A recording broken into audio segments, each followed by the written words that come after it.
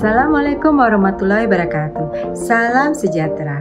Semoga teman ikan pada hari ini semua dalam keadaan sehat dan tidak kurang satu apapun.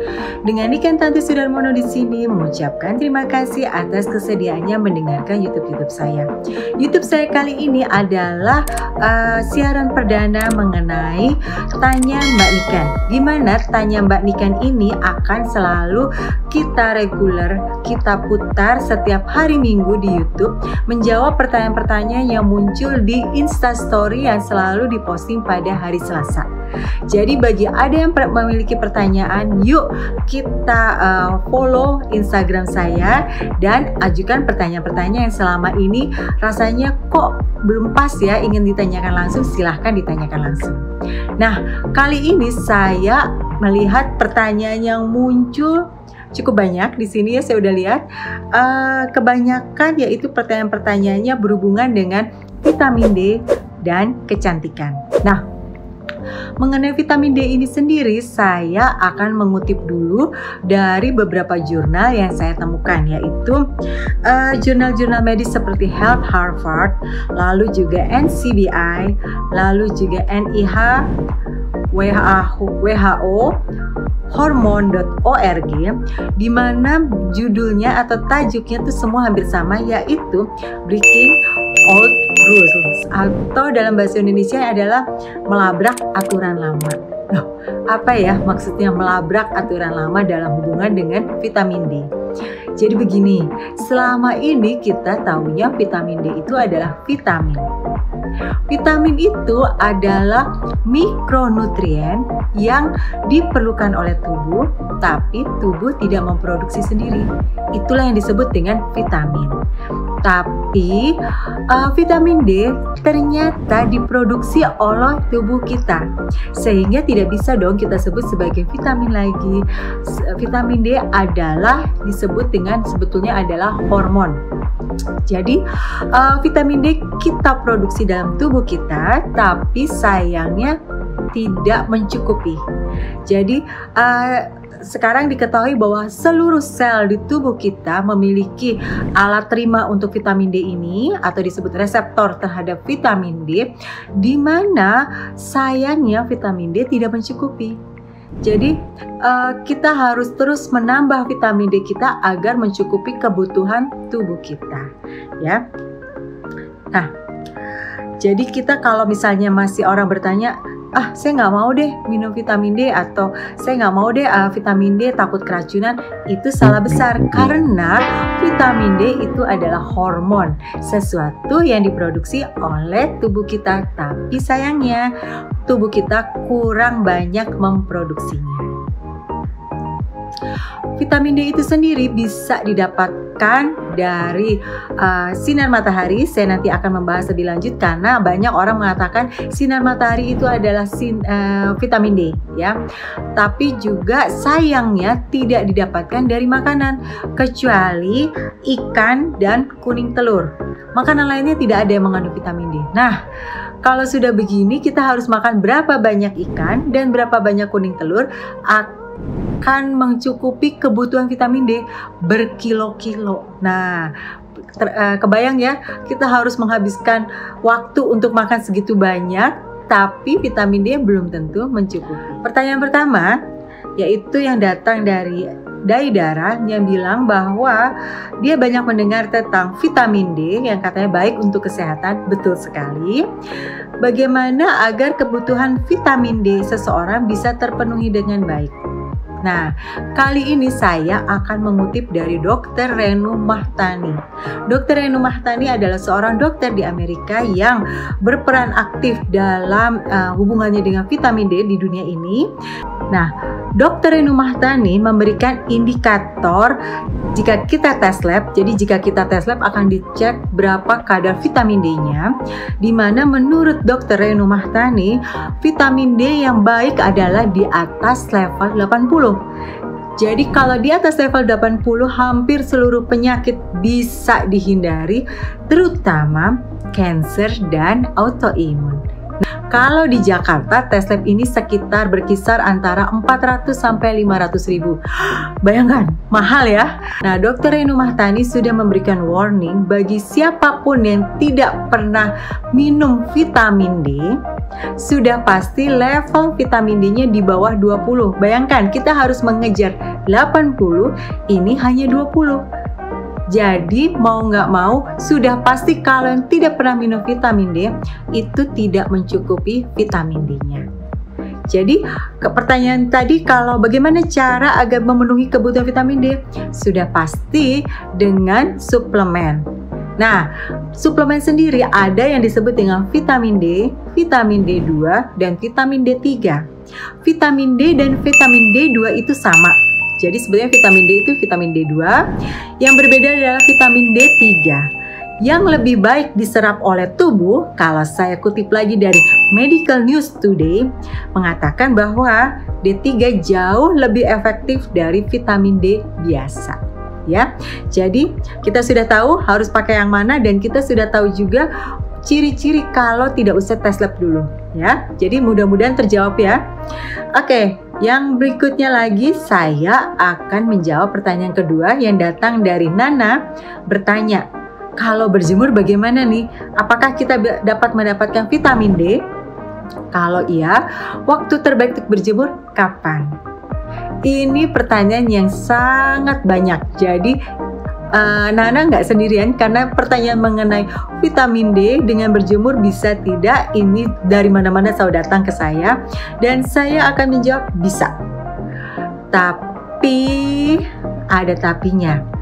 Vitamin D hanya bisa terserap oleh kulit kita jika kita berpakaian sangat minim, yaitu hanya 15% yang menutupi kulit kita.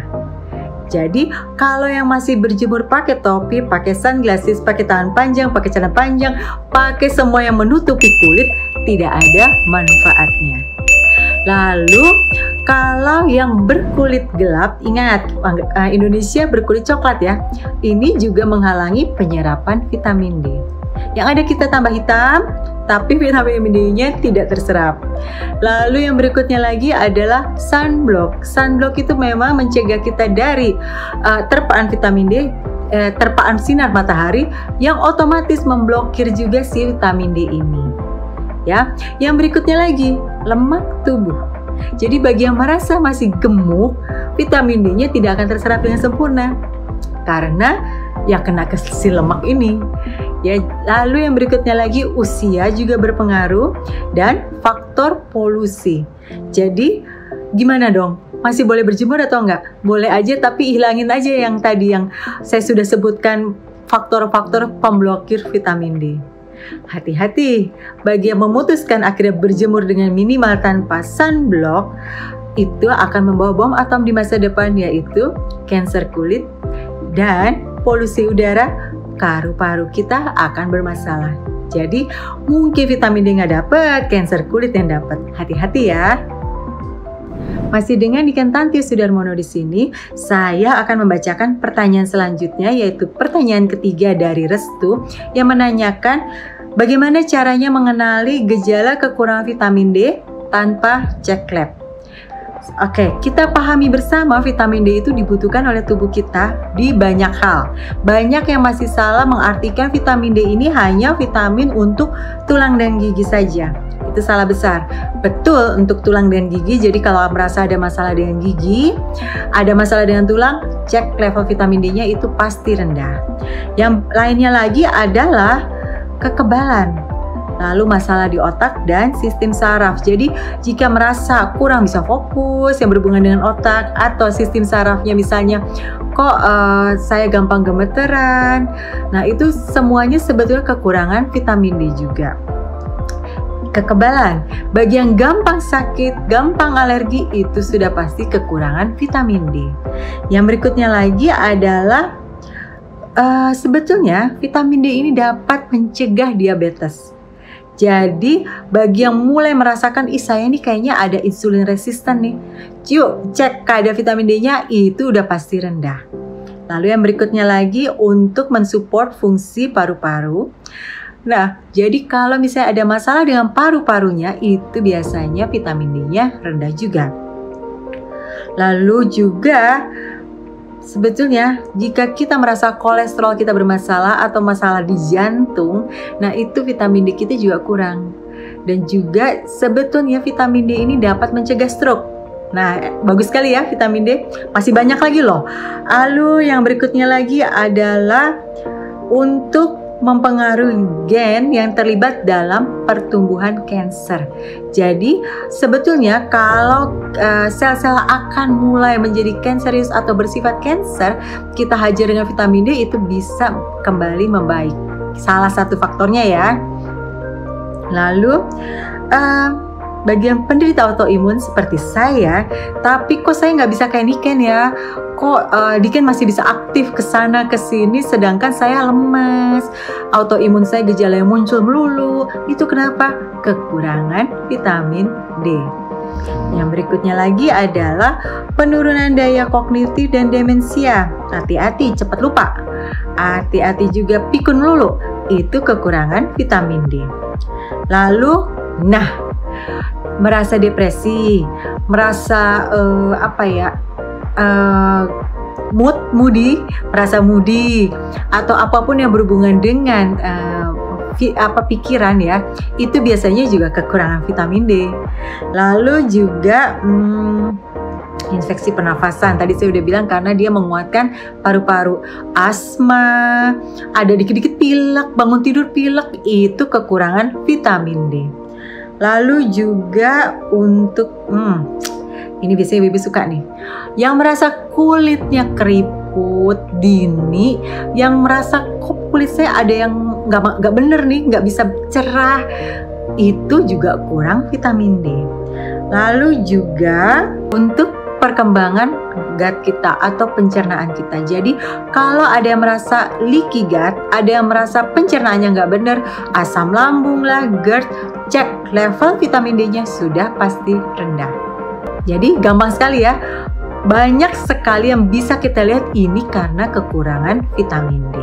Lalu pertanyaan keempat dan kelima ini mirip-mirip, yang datang dari Lie Ai Chen di Telegram. Dia bertanya mengenai bagaimana tips memiliki kulit glowing tanpa pori seperti ala Mbak Niken. Dan juga pertanyaan dari Agustina, bagi rahasia cetarnya. Cetar sama glowing itu sama-sama saja ya. Nah, saya akan menjawab karena saya berpegang teguh kepada konsep kalau tubuh kita ini bukan kayak spare part mobil, dimana kalau ada masalah dengan ban-bannya yang dirubah, gimana kalau ada masalah dengan lampu sen yang dirubah. Tubuh kita bukan spare part mobil, dimana kalau ada masalah dengan kulit kita harus memperhatikan seluruh tubuh kita. Nah, kalau saya mau menceritakan saya glowing, saya cetar, dan lain sebagainya, mungkin ada baiknya saya akan menceritakan aktivitas harian saya. Aktivitas harian saya diawali dengan bangun tidur, lalu saya minum lemon, lalu sudah gitu sudah pasti saya mengkonsumsi vitamin-vitamin saya, yang pasti ada gluta dan probiotik sebagai basicnya. Nah, dan ada vitamin-vitamin tambahan berdasarkan kondisi tubuh saya. Jadi, kalau saya lagi merasa tubuh saya banyak jamur dengan lapisan di lidah saya putih, itu biasanya saya akan mengkonsumsi suplemen untuk membantu menghajar si jamur-jamur saya. Atau jika saya lagi merasa misalnya oksalat saya lagi banyak, saya juga akan mengkonsumsi yang membuat oksalat. Atau seperti yang saya pernah bahas di YouTube sebelumnya, saya lagi ada masalah dengan liver, seluruh suplemen untuk liver saya konsumsi. Jadi selain basic, saya juga mengkonsumsi suplemen-suplemen lainnya berdasarkan kondisi saya ya. Jadi lemon, bangun pagi lemon, lalu udah gitu suplemen, dan saya sehari minum minimal 3,4 liter. Lalu saya lanjutkan adalah dengan berolahraga. Saya olahraga biasanya 1 atau 2 jam. Di gym biasanya saya mengikuti kelas peloton, yaitu kelas sepeda yang cepat sekali, atau body combat, atau body pump, atau juga RPM. Nah, atau sorenya saya berenang sebanyak 600 meter. Nah, Selain itu, tentunya saya menggunakan perawatan juga secara topikal atau secara yang dipakai di luar. Saya memakai produk dari Ken Skincare pastinya, di mana di situ sudah disesuaikan untuk kulit orang-orang yang autoimun. Jadi, kalau untuk autoimun saja sehat, apalagi untuk yang tidak autoimun. Nah, nanti di YouTube saya berikutnya saya akan menceritakan pijatan-pijatan yang saya lakukan pada wajah saya tanpa harus ke salon, saya bisa melakukan sendiri. Nanti saya akan berbagi di situ, dan juga saya tentunya selalu berbagi tentang tips-tips sehat saya yang saya rasa tadi secara garis besar saya sudah bahas. Jadi, kalau mau tetap seperti saya, oh ya, saya lupa, saya udah umur 48 loh. Kalau mau tetap seperti saya, jangan jangan lupakan gaya hidup sehatnya, karena itu sangat membantu. Terima kasih sudah berkenan mendengarkan edisi perdana ini. Sampai bertemu di episode minggu depan, di mana Tanya Mbak Niken akan selalu kita posting di Instastory pada hari Selasa. Jadi jangan lupa untuk subscribe Instagramnya untuk meluncurkan pertanyaan-pertanyaan yang selama ini mengganjal dan ingin langsung saya jawab. Nah, bagi teman-teman yang sudah menyampaikan pertanyaan dan belum saya jawab, bisa bisa bergabung di Telegram saya, di mana saya juga akan bantu jawab di sana. Dan be beautiful, be healthy, stronger, and be successful with Mbak Niken. Assalamualaikum warahmatullahi wabarakatuh.